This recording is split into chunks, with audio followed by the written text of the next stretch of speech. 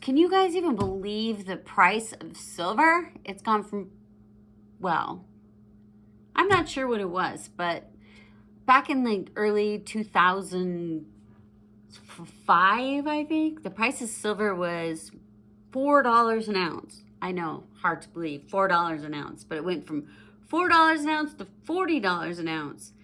And back then I was making jewelry that was so thick and heavy because the silver part was secondary to what I was making it out of. I was using bottle caps. So I would cut the bottle cap out, dome it, rivet it to the silver. So the silver was just the base, and then the bottle cap was kind of the highlight, almost like you would put a stone in something. So it was kind of like the highlight of the jewelry piece. But now, silver prices are almost $80 an ounce. $80 an ounce. The last time I bought silver, I do believe it was like, I want to say it was $19 an ounce, but I don't think that was right. Maybe $28 an ounce.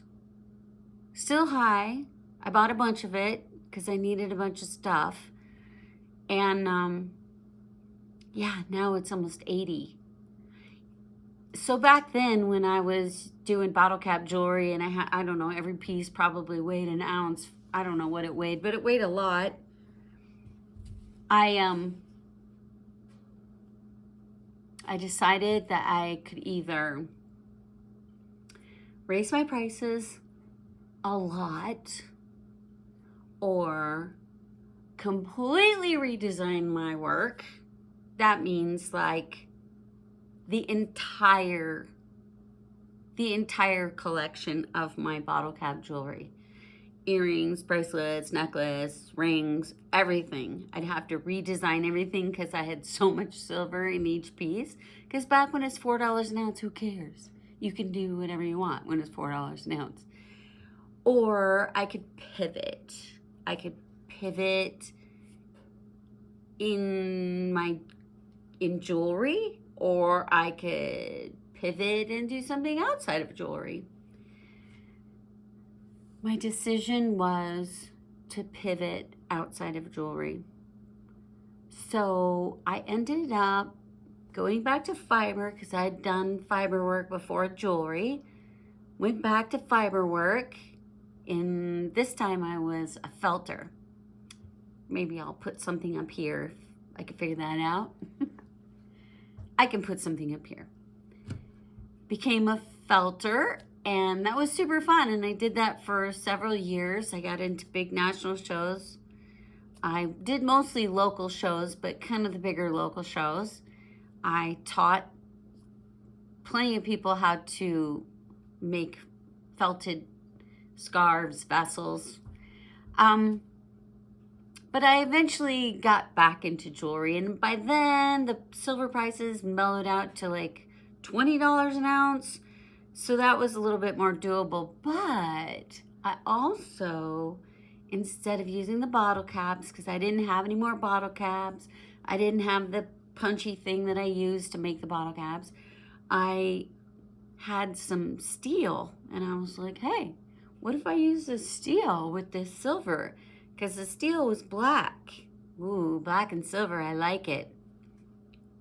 So I started using silver or steel with the silver. I'm using gold too, but I don't know if you've noticed, but the price of gold now is like $4,500 an ounce. I think the last time I bought gold, it was $1,500 an ounce. So I'm not using gold right now. But I guess the whole point of this is we have these crazy metal prices that we have to kind of deal with. If you're a jeweler, if you're a hobby jeweler, you got to deal with it. If you're a professional jeweler, you got to deal with it. So we have to figure out, what are we going to do about this? And really, there's nothing that we can do about the price of silver, but what we can do is we can create things with other metals. So, like I use steel, copper's still affordable at this point. Brass, bronze is really nice. Um, I have played with making jewelry out of bicycle inner tubes. That was fun. I used license plates. Oh, one time I was riding my horse and I looked down. I was riding out in the woods and I looked down and I saw something down there. I got off this horse, and he was a big horse. Got off the horse and I was like, oh yes, piece of rusty metal. But I turned it over and it was this beautiful kind of, what color was that? Kind of turquoise? I feel like that was from some 50s ranch truck. Anyways, I made a few things out of that. So I know people have made things out of tins. There's a lady I follow on Instagram and she makes jewelry out of painted pieces of wood.